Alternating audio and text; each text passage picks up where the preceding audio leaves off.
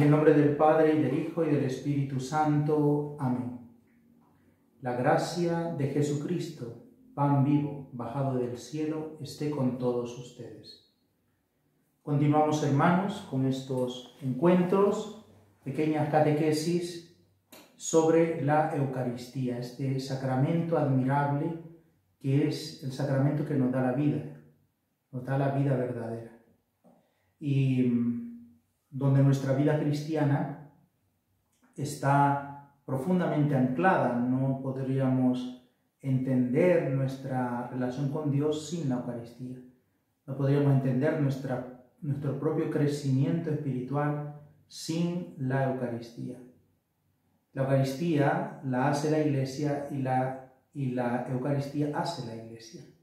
O sea que es un sacramento que es fuente y también es culmen, ¿verdad?, de la Iglesia misma. Al corazón de la Iglesia está la Santa Eucaristía. De hecho, todos los templos que se han construido a lo largo de los siglos, en todas las partes del mundo, las catedrales, esos verdaderos obras de arte del gótico, de la época del el románico, todos estos templos maravillosos son construidos para el culto divino, para celebrar la Eucaristía. Son manifestaciones de la fe en la Eucaristía y que nos hablan de que la importancia de la Eucaristía hace capaz que se erijan monumentos bellísimos. Por eso es importante que ahora nosotros nos dediquemos a darle un tiempo a descubrir y a meditar sobre este sacramento.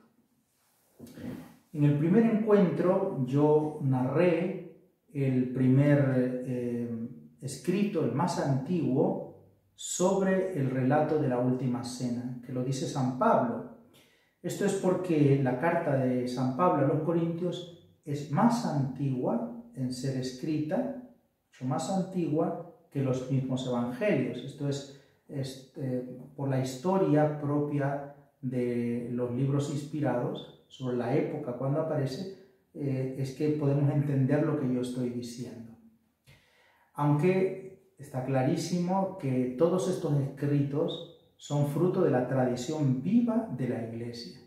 O sea que no es que hasta que fueron escritos ha aparecido la realidad de la Eucaristía, no.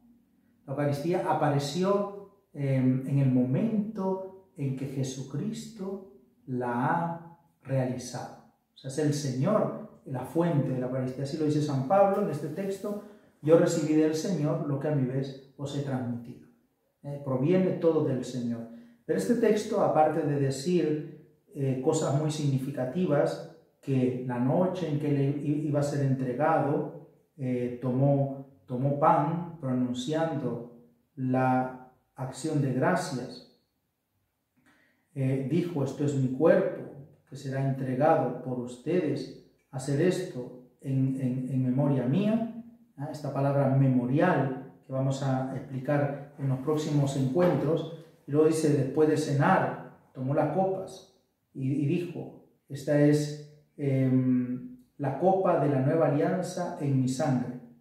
Entonces va a decir otras palabras que yo me quiero detener para entender la forma en cómo la Iglesia le venera a este sacramento y cómo el trato con el sacramento, o sea, la relación, cómo vivimos este sacramento, cómo nos ayuda a vivir nuestra vida moral también, nuestra relación con la realidad de pecado y la realidad de la gracia.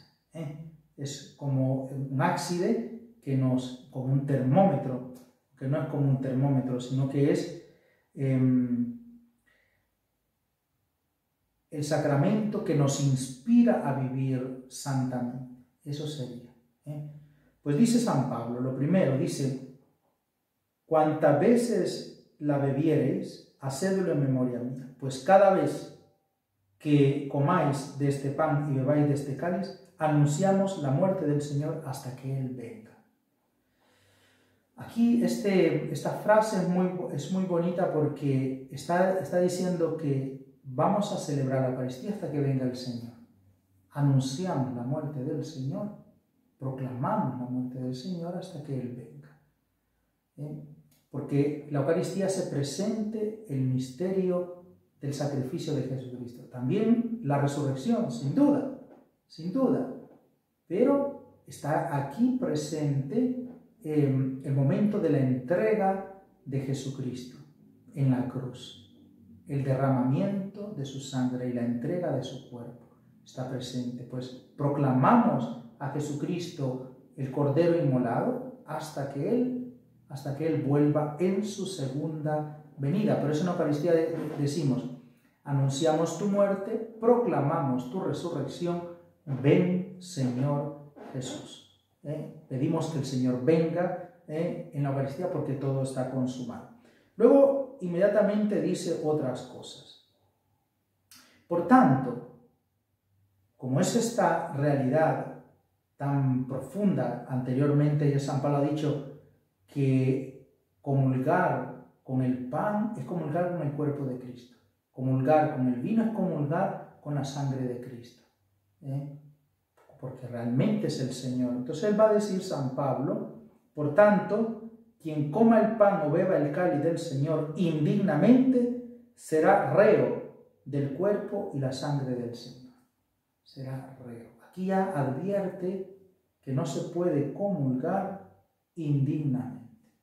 Claro, lo está refiriendo al pecado, por supuesto.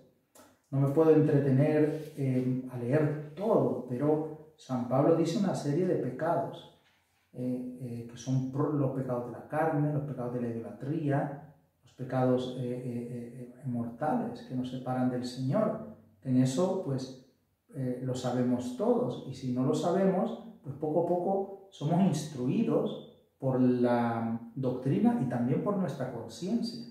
Por eso, quien coma o beba indignamente será reo del cuerpo y la sangre del Señor. Y lo va a explicar San Pablo, punto y seguido, y dice: así que cada cual se examine interiormente antes de comer el pan y beber el cáliz. Pues quien come y bebe sin discernir el cuerpo, come y bebe su propia condenación. Qué palabras más serias. O sea, que es un pecado comulgar no estando preparados. Es un pecado gravísimo, de condena. Dice el derecho canónico, dice, no deben ser admitidos, es el canon 915 y el 916, no deben ser admitidos a la Sagrada Comunión los excomulgados y los que están en entredicho después de la irrogación o declaración de la pena, y los que obstinadamente persistan en un manifiesto pecado grave. Los que persistan en un manifiesto pecado grave no pueden ser admitidos a la Sagrada Comunión. Voy a poner un ejemplo. Por ejemplo, alguien que viva en concubinato con alguien, o sea, acompañado, pues vive en fornicación. O alguien que vive en adulterio no puede acercarse a menos que se arrepienta, claro está. Por eso el siguiente canon, el 916, dice: quien tenga conciencia de hallarse en pecado grave, no celebre la misa ni comulgue el cuerpo del Señor sin acudir antes a la confesión sacramental.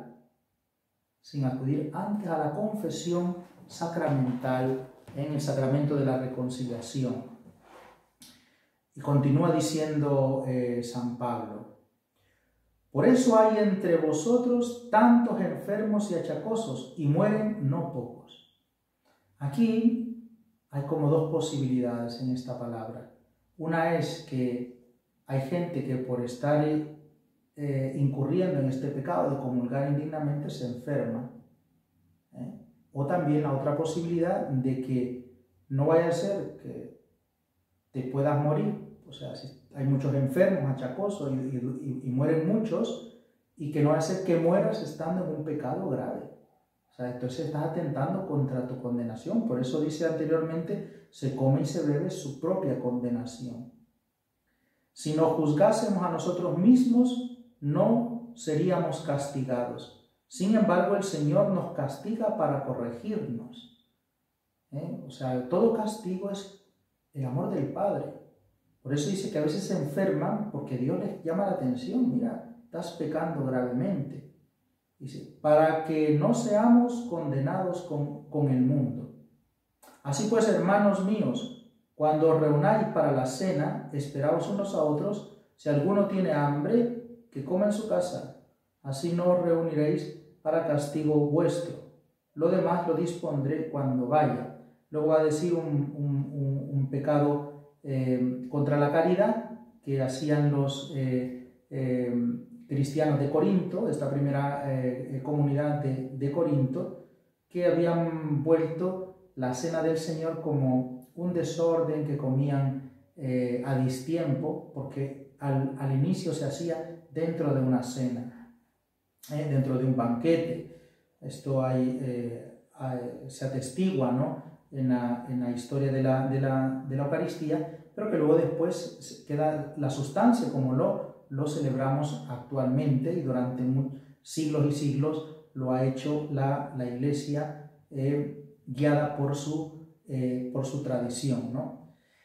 Entonces, este punto quiero finalizar advirtiendo, o sea, lo que San Pablo advierte, ¿no? Dice, hay que comulgar dignamente, con discernir el cuerpo, o sea, sabiendo lo que estamos comulgando, tener una preparación previa. Dice San Pablo, glorifiquemos a Dios con nuestro cuerpo. Significa que con nuestra rectitud de vida manifestada en las actitudes del cuerpo. El cuerpo, porque con el cuerpo se peca, con el cuerpo se vive en gracia de Dios. Bueno, hermanos, que esta palabra nos anime a todos a cumplir las palabras que Cristo dice en el Evangelio de Juan. Trabajad por el alimento que permanece para vida eterna. Dice Jesucristo, no trabajéis por el alimento que perece, sino por el alimento que os dará el Hijo del Hombre. Este trabajo significa la vida de santidad, lo que San Pablo luego aquí dice de otra forma. Este es mi deseo, lo deseo para todos ustedes. Y la bendición de Dios Todopoderoso, Padre, Hijo y Espíritu Santo, descienda sobre ustedes y permanezca para siempre. Amén. Hasta el próximo encuentro.